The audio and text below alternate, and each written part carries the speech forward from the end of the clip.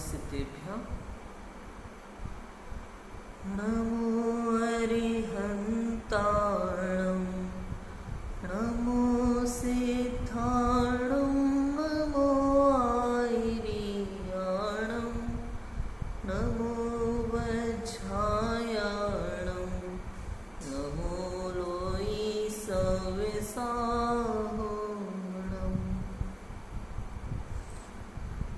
लक्ष्मीनिवासनिलयं विलीनविलयं निधाय हृदिवीरम् आत्मानुशासनमहं वक्षे मोक्षाय भव्यानाम्। आत्मानुशासन नामक ग्रंथ है। इसकी रचयिता आचार्य श्री गुणभद्र स्वामी। हमने लास्ट टाइम तीसरे और चौथे श्लोक पर बात की थी। आज हमें 5वें श्लोक पर चर्चा करनी है। कल हमने सच्चे उपदेशों की दुर्लभता के विषय में जाना था।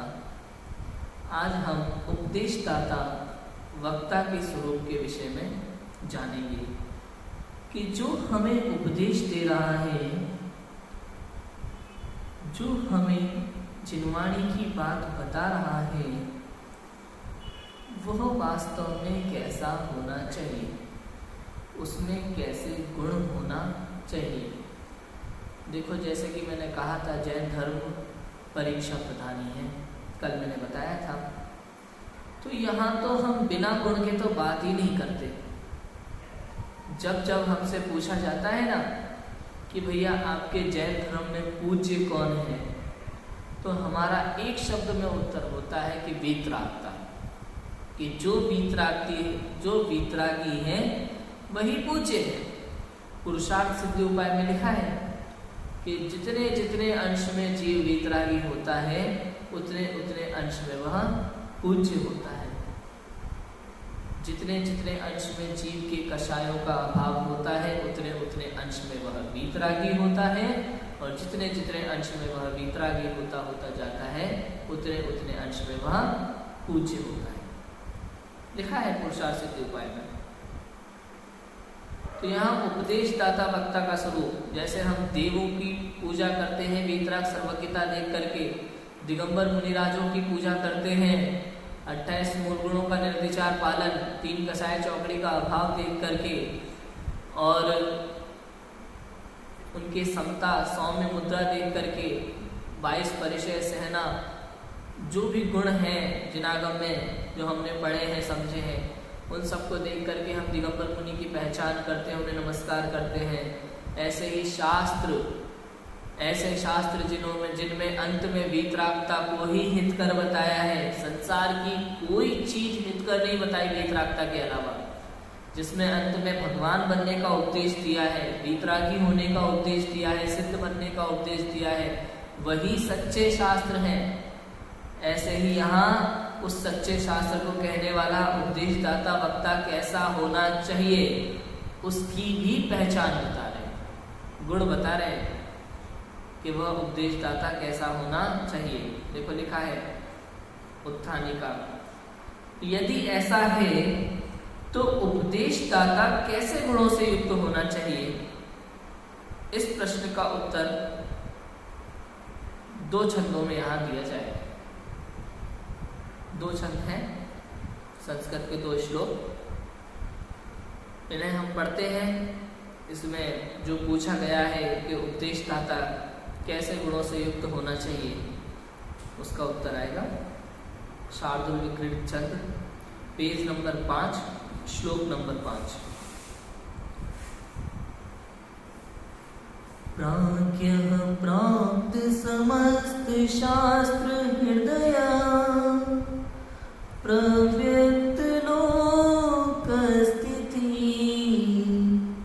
प्रास्ताशः प्रतिभा परः प्रशमवान् प्रागीव दृष्टोत्तरः प्रायः प्रश्नसः प्रभु परमनो हारी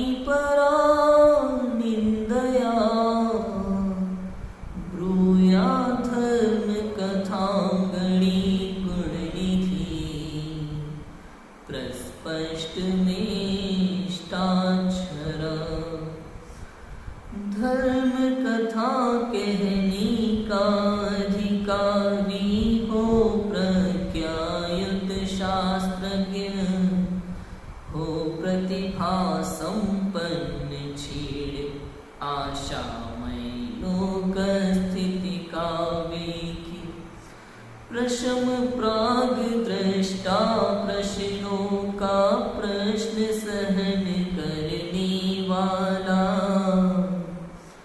प्रभुतायत गुण निधि मृदुभाषी सबका मन हरने वाला। देखो क्या क्या बताया है इसमें उपदेशदाता वक्ता का स्वरूप, बहुत अच्छा बताया है वक्ता का स्वरूप इस ग्रंथ में।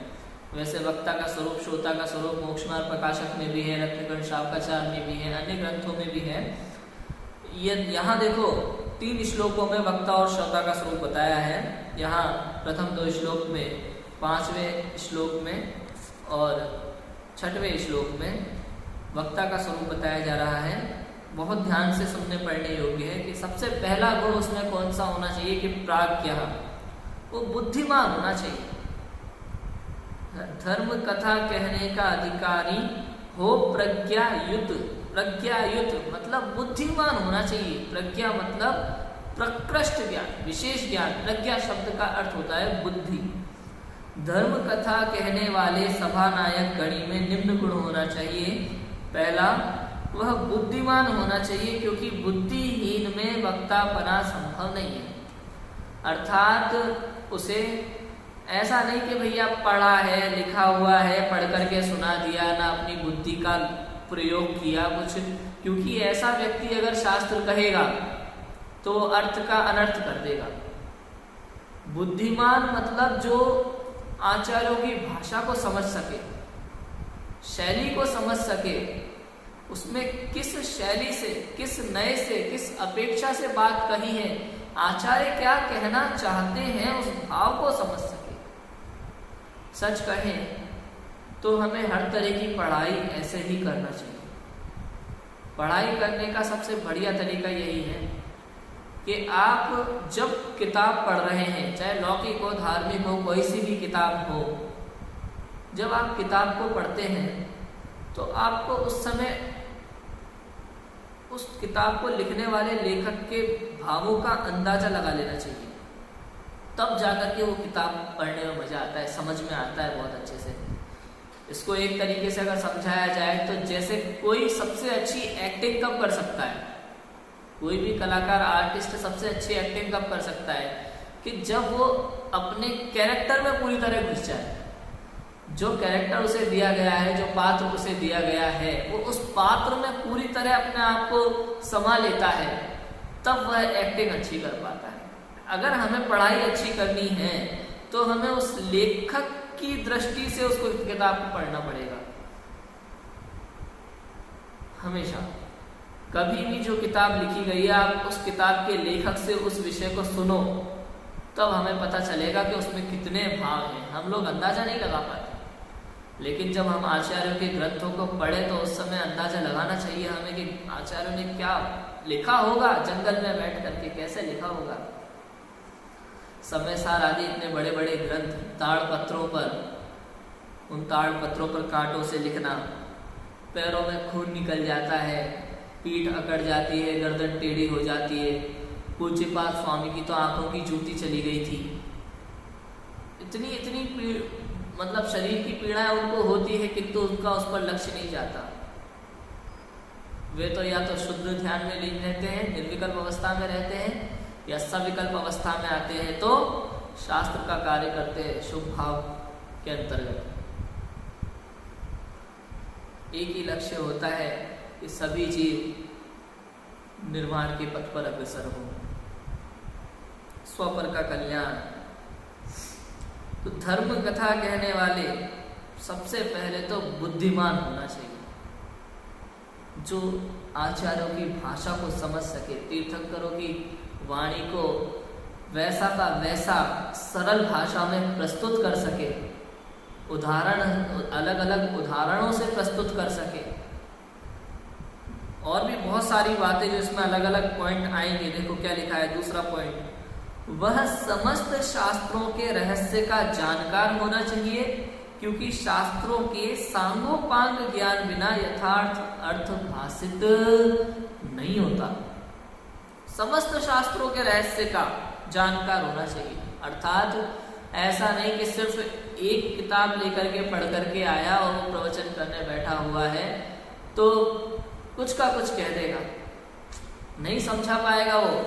अगर कोई व्यक्ति खाली एक किताब पढ़ करके यहाँ अपना ज्ञान दे रहा है और अगर उससे किसी ने ये पूछ लिया कि वहां तो ऐसा लिखा है, तो वो उसका जवाब नहीं दे पाएगा। कैसे संतुष्ट कर पाएंगे आप श्रोता को?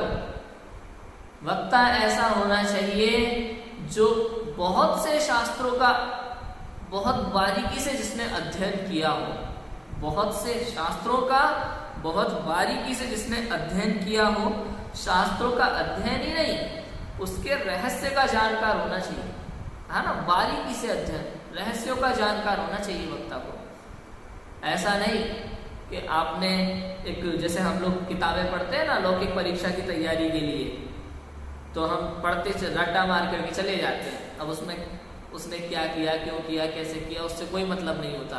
वहाँ प्रश्न आना है और हमने जैसा किताब में पढ़ा है वैसा उत्तर लिखना है, उसमें ज़्यादा दिमाग नहीं लगाते फिर। लेकिन ऐसा नहीं, शास्त्रों की बातें सिर्फ पढ़ने सुनने की नहीं है, ये दिमाग लगाने की बातें हैं।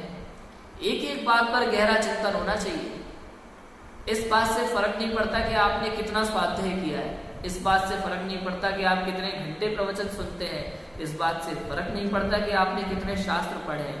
फर्क पड़ता है इस बात से कि जो आपने पढ़ा है, जो आपने समझा है, जो आपने सुना है, उस पर आपने चिंतन करके अपना कुछ निकाला है कि नहीं निकाला, निर्णय, अपना कोई निर्णय किया है कि नहीं किया।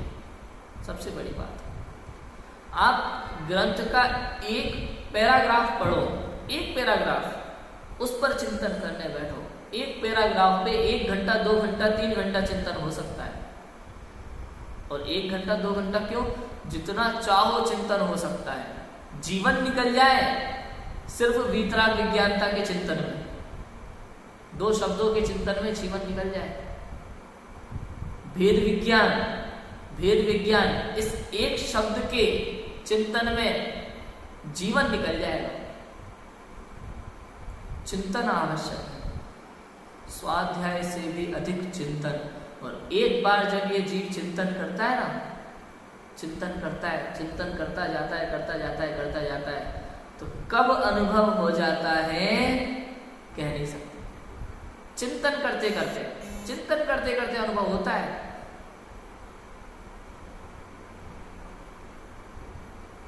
लिखा है बनारसी दास जी ने,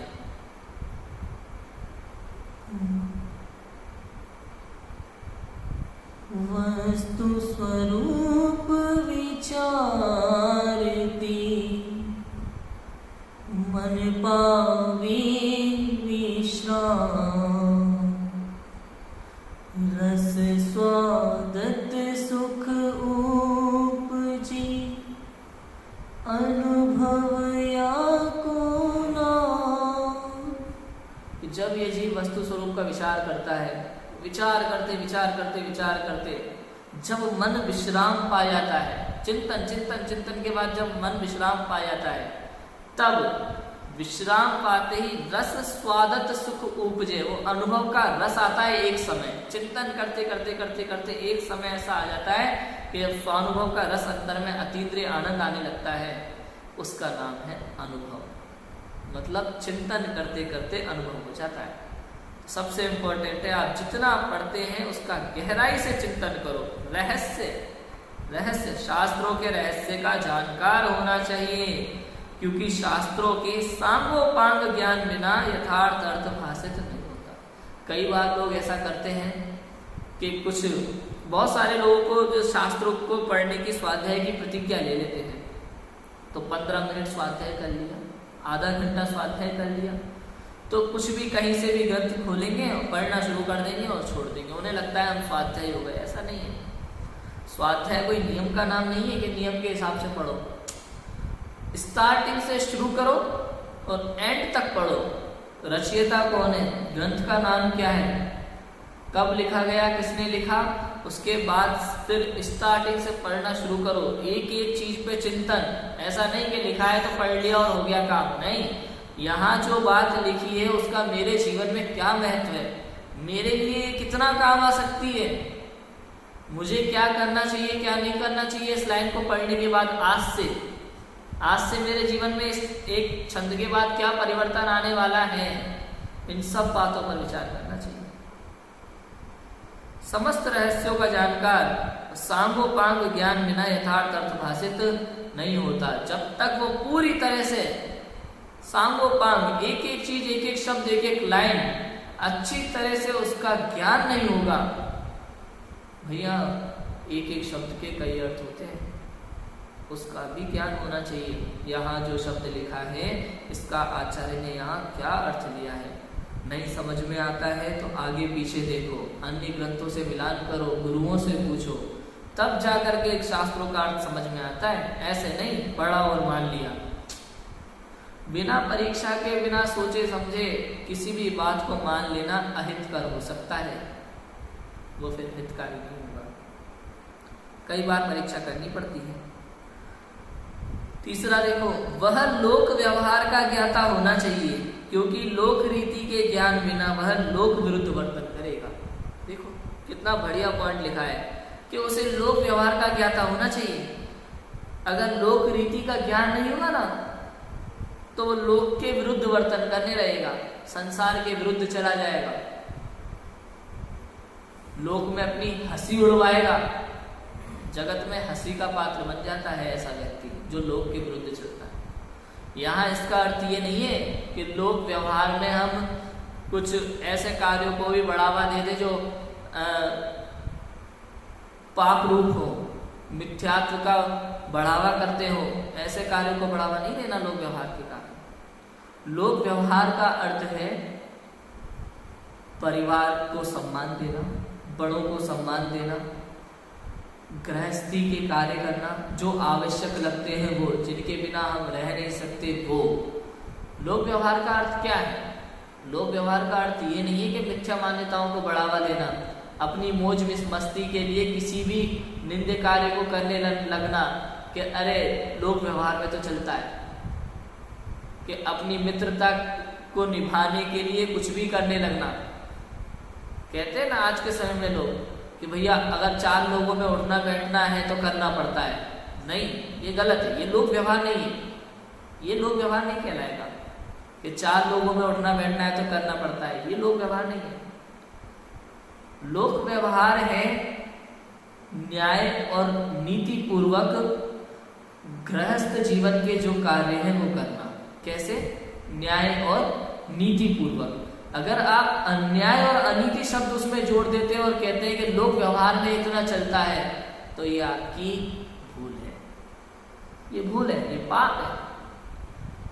यहाँ लोक व्यवहार को समझना बहुत जरूरी है। लोक व्यवहार के कारण आज के समय में लोक व्यवहार के नाम पर मिथ्या मान्यताओं को और पाप को बढ़ावा दिया जा रहा है, अपने ही यहाँ, अपने ही विद्वान लोगों के भी द्वारा, स्वाध्यायी लोगों के भी द्वारा।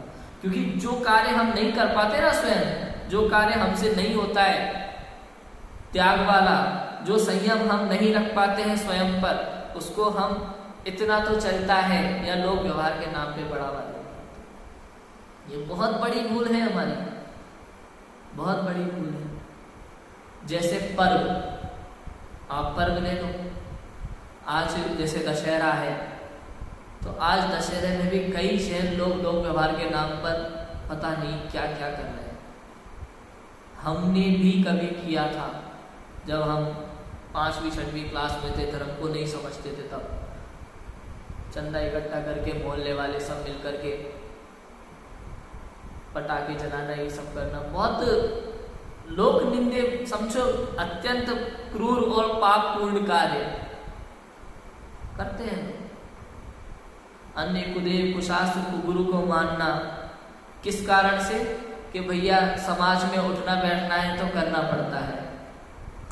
गलत, नहीं करना पड़ता, गलत बात है। जबकि जब आप अपने श्रद्धान में, अपने धर्म में दृढ़ होते हैं ना, तो दूसरे व्यक्ति आपको सम्मान की नज़र से देखते हैं, अपमान नहीं करते। ये बात निश्चित है, मैंने इस बात को स्वयं अनुभव किया है।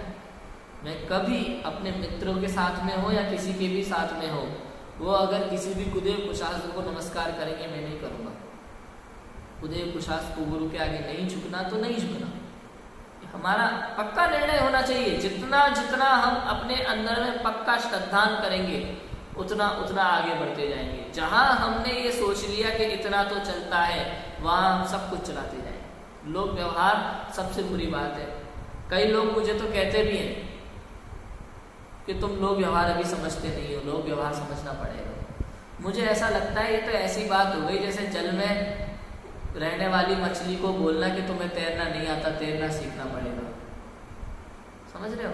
ऐसा क्यों कहा मैंने? क्योंकि उस मछली का जन्म जल में है, वो बचपन से जल में तैर रही है, और आप उसी को कह रहे हो कि तुम्हें तैरना नहीं आता, तैरना सीखना पड़ेगा। अरे हम अनादिकाल से इस लोक में रहते हैं, अनादिकाल से लोक व्यवहार और लोक परंपराओं को निभाते आ रहे हैं, और तुम कहते हो हमें लोक व्यवहार सीखना पड़ेगा?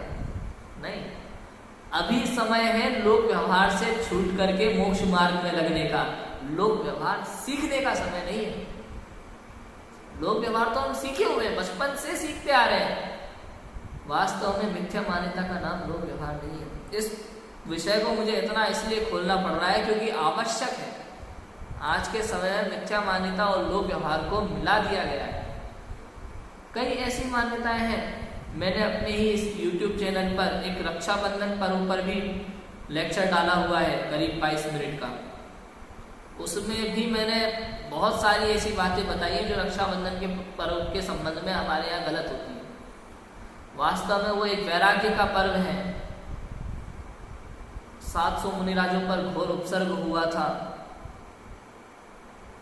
हम कैसे उस दिन खुशियां मना सकते हैं, मिठाइयाँ बांट सकते हैं, खीर पूड़ी बना सकते हैं? वो भी एक मेरा लेक्चर है, उसमें बहुत सारी चीज़ें मैंने बताई है। भाव नहीं आता वैसा करने का, तो वहाँ से भी हम उसे सुन सकते हैं। तो लोक व्यवहार क्या है ये सब नहीं, तो लोक व्यवहार में क्या क्या आता है? लोक व्यवहार में आता है न्याय नीति पूर्वक कार्य करना। ये लोक व्यवहार है। वास्तव में बड़ों का सम्मान करना, गुरुजन का सम्मान करना, सही गलत का स्वयं निर्णय करना और सही मार्ग पर चलना, यही तो लोक व्यवहार है।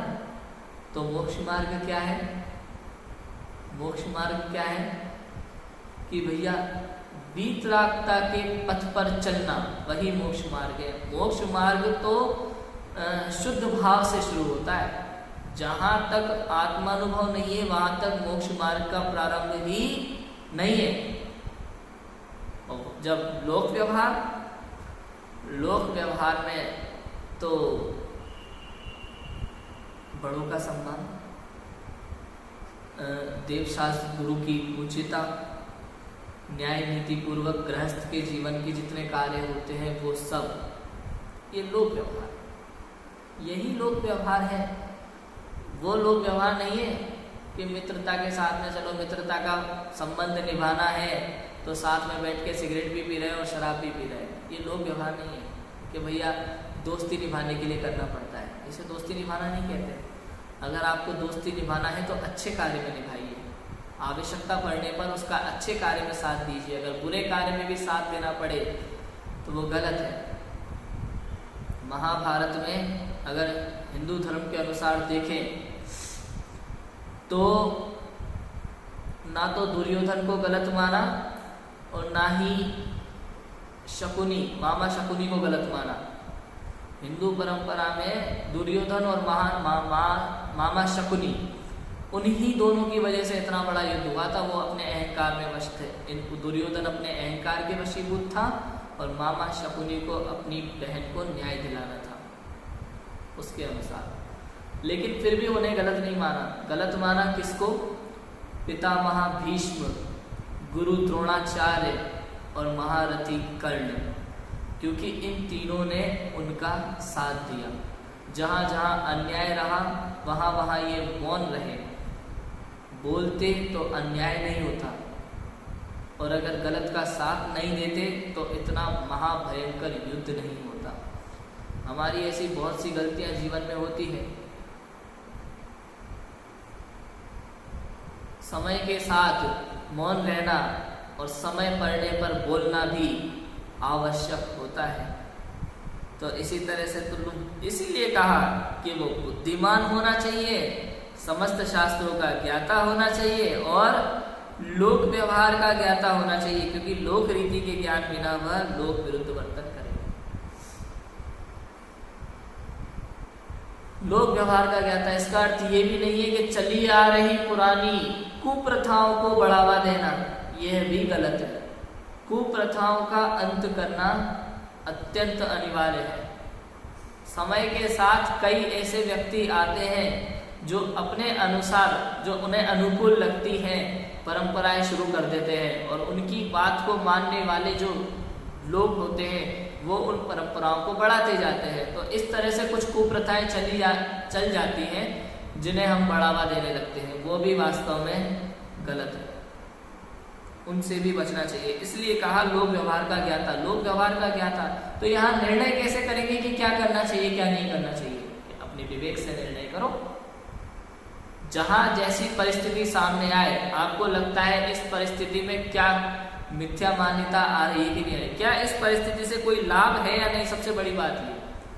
हम जो कार्य, कोई भी कार्य, चाहे लौकिक कार्य हो या धार्मिक कार्य हो, कोई भी कार्य यदि हम करते हैं तो उससे हमें लाभ होता है कि नहीं होता है, इस विषय पर विचार करना पहले अत्यंत आवश्यक है। कहीं ऐसा तो कोई कार्य नहीं कि बिना मतलब के करे जा रहे हैं, उसका कोई लाभ ही नहीं है। जैसे पटाखे फोड़ना, अब उस कार्य का क्या लाभ होता है? पैसे बर्बाद हो जाते हैं, जीवों की हिंसा हो जाती है, मजा कुछ आता नहीं है। कौन सा लाभ हो रहा है? 2000, 3000, 50,000, पता नहीं कितने पैसे बर्बाद हो जाते हैं। नुकसान ही नुकसान होता है, लाभ होता नहीं। और चाइना वाले उससे पैसा कमाते हैं, देश खतरे में आ जाता है, देश की आय कम होती है, विदेशी लोग और ज़्यादा बड़े बन जाते हैं। ऐसी बहुत सारी बातें होती हैं। तो हमें इन सबका विवेक पूर्वक स्वयं से निर्णय करना चाहिए। ऐसा हर चीज में सोचना चाहिए। तो मैं एक छोटे छोटे उदाहरण दे रहा हूँ, लेकिन हर चीज में, हर परिस्थिति में, कैसी भी परिस्थिति सामने हो, उस समय हमें निर्णय करना चाहिए कि हमें इस समय क्या करना चाहिए और क्या नहीं करना चाहिए। चौथा पॉइंट, वह आशावान, महत्वाकांक्षी नहीं होना चाहिए, क्योंकि आशावान होने पर वह श्रोताओं का मनोरंजन करना चाहेगा, यथार्थ अर्थ का प्ररूपण नहीं करेगा। हाँ, देखो, उसे किसी प्रकार की इच्छाएं नहीं होना चाहिए, आशा नहीं होना चाहिए, ना तो श्रोताओं से ना किसी अन्य व्यक्ति से। वक्ता तो ऐसा होना चाहिए जो वास्तव में शास्त्रों का ज्ञाता हो और शास्त्रों की बातों को हृदयंगम कर उसी मार्ग पर चलने का इच्छुक हो, जिसे लोक व्यवहार की चिंता होती है ना, जिसे लोक व्यवहार की मतलब कहना चाहिए कि सांसारिक कार्यों की जिन्हें अधिक चिंता रहती है। समझना, वो शास्त्रों को उन्होंने पढ़ा है, सिर्फ पन्ने पलटा है, समझा नहीं है। क्यों ऐसा मैंने क्यों कहा? मेरा किसी भी कथन का अर्थ ये नहीं है कि हम लोक में जो कार्य हमारे महत्वपूर्ण कार्य है वो करना छोड़ दें, ऐसा नहीं है। समझने का अर्थ यह है, सांसारिक कार्यों में जो जिस तरह से हम उलझे रहते हैं प्रति समय, या ये नहीं किया तो क्या होगा, ये नहीं हुआ तो क्या होगा, हमारा क्या होगा, हमारा क्या होगा, हमें ये करना चाहिए, ये करना चाहिए, ये करना चाहिए, जो दिन रात उसी में उलझे रहते हैं, रचे पचे रहते हैं। ये बिजनेस खोल लूँ, ये बिजनेस खोल लूँ, ये बिजनेस खोल लूँ, ये नौकरी कर लूँ, 50 तरह की चीज़ों में दिमाग उलझा हुआ रहता है हमेशा। जिनकी बुद्धि हमेशा बड़ा बनने की, या कहना चाहिए कि नाम कमाने में इच्छुक रखते हो, ऐसे व्यक्तियों की बात है।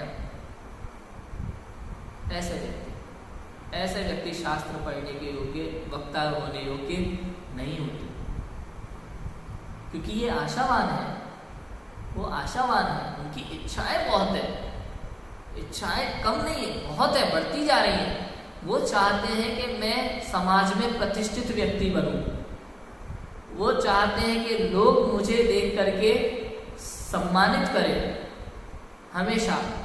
वो चाहते हैं कि मैं वर्ल्ड टूर पे निकलूं, पूरा संसार देख सकूं। तो ऐसे जो आशावान व्यक्ति होते हैं, जिन्हें पूरा आराम चाहिए संसार में, वो वक्ता बनने योग्य नहीं है। ऐसे लोग तो यहाँ बैठ करके श्रोताओं का मनोरंजन करेंगे, सांसारिक बातें बताएंगे और सांसारिक बातों को अच्छा बताएंगे। क्यों? क्योंकि जो लोग प्रतिष्ठित व्यक्ति बनना चाहते हैं समाज में, वो संसार में प्रतिष्ठित बनने की सोचते हैं, और जो संसार में प्रतिष्ठा नहीं चाहते वो संसार से ऊपर उठ जाते हैं। जो संसार में प्रतिष्ठा चाहते हैं वो हमेशा पतन की ओर जाते हैं, और जो संसार में प्रतिष्ठा नहीं चाहते वे हमेशा संसार से ऊपर उठ जाते हैं, लोग के अग्रभाग में विराजमान होते हैं। अगला पॉइंट, वह कांतिमान और प्रतिभाशाली होना चाहिए, क्योंकि शोभायमान न होने पर वह यह कार्य उसे शोभा नहीं देगा। ये बहुत महान कार्य है, तो ये कार्य करने के लिए उसे कांतिमान और प्रतिभाशाली होना चाहिए। कहने का अर्थ है कि अच्छे से तैयार होकर आए, ऐसा नहीं कि बाल कहीं, कोई कहीं जा रहा है कोई कहीं जा रहा है, दिखने में वो बिल्कुल ऐसा लगे कि जिसे देख करके लोगों को भाव ही ना आए उसे सुनने के, तो वैसा नहीं होना चाहिए। कांतिमान और प्रतिभाशाली, पहला कांतिमान कि जब वक्ता बैठे तो उसे देखने में ऐसा ना लगे कि लोग देखना पसंद ना करें उसे। दूसरा प्रतिभाशाली, मतलब उसकी बातों में, उसके कथन में लोगों को रुचि होना चाहिए, रुचि उत्पन्न होना चाहिए।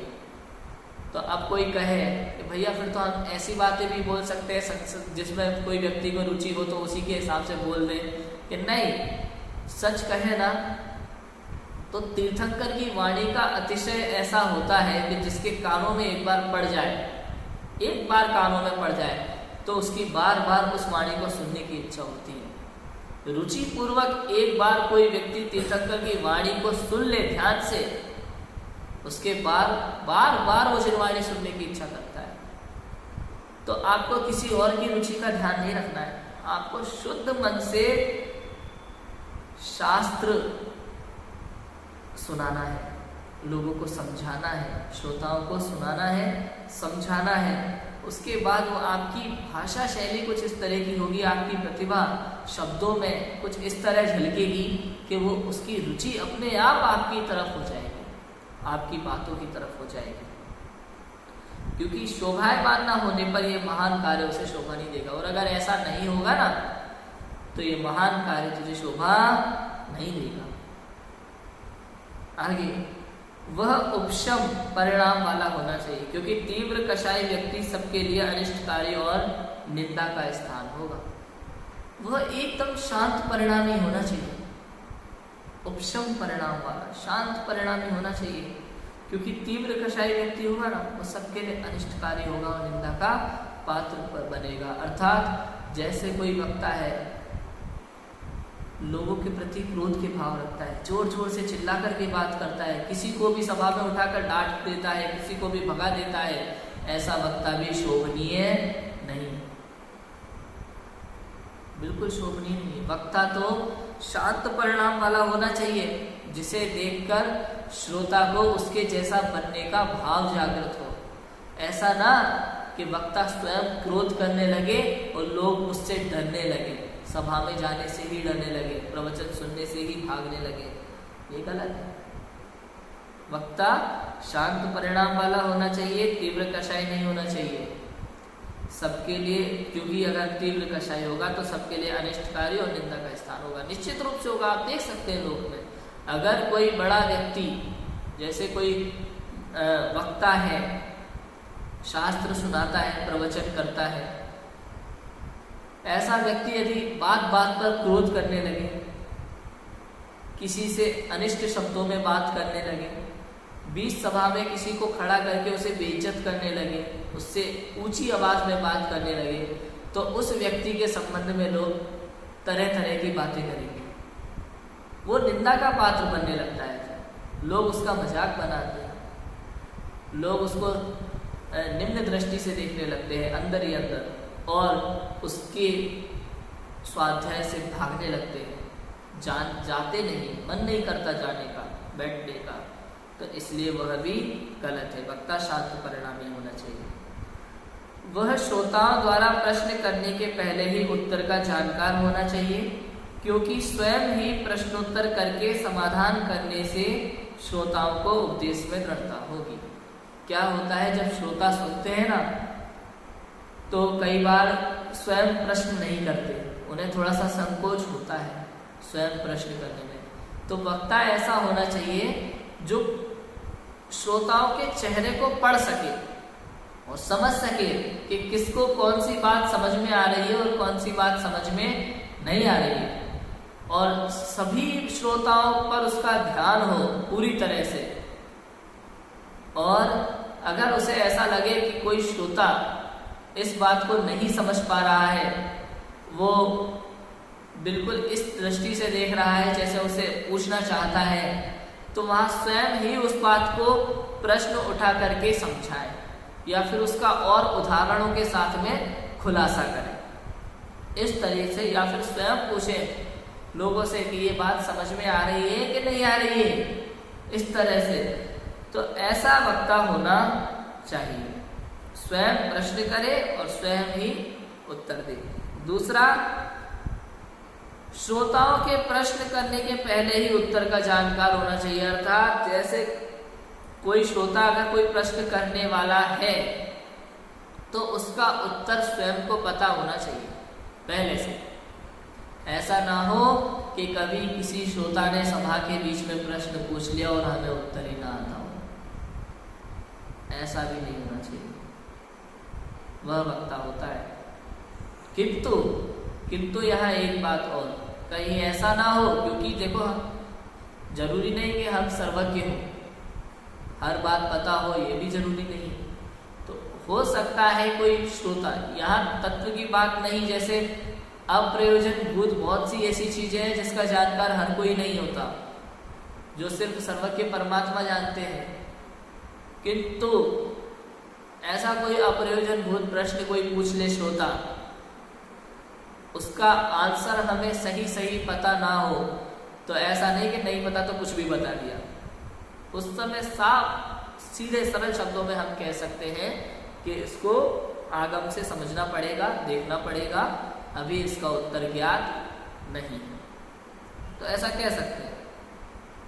बाकी इसमें लिखा है, क्योंकि स्वयं ही प्रश्नोत्तर करके समाधान करने से श्रोताओं में उपदेश में दृढ़ता होगी। तो अगर प्रश्न श्रोता पूछता है, उसका उत्तर देते हैं, तो श्रोताओं के उपदेश में दृढ़ता होगी। वह प्रचुर प्रश्नों को सहने की क्षमता वाला होना चाहिए, क्योंकि यदि वह प्रश्न करने पर नाराज होगा तो श्रोता प्रश्न नहीं करेंगे, तो उनका संदेह दूर कैसे। समझ में आया कि वो प्रचुर कठिन से कठिन प्रश्नों को सहने की क्षमता होना चाहिए, ज्यादा बहुलता, अधिक से अधिक प्रश्नों को सहने की क्षमता वाला होना चाहिए। क्या होता है, कई बार कुछ ऐसे श्रोता भी होते हैं जिन्हें पूछने में संकोच नहीं होता, वो ध्यान से सुनते हैं हर बात को, और उनके मन में इतनी जिज्ञासाएं होने लगती है कि वो बात बात पर प्रश्न करने लगते हैं।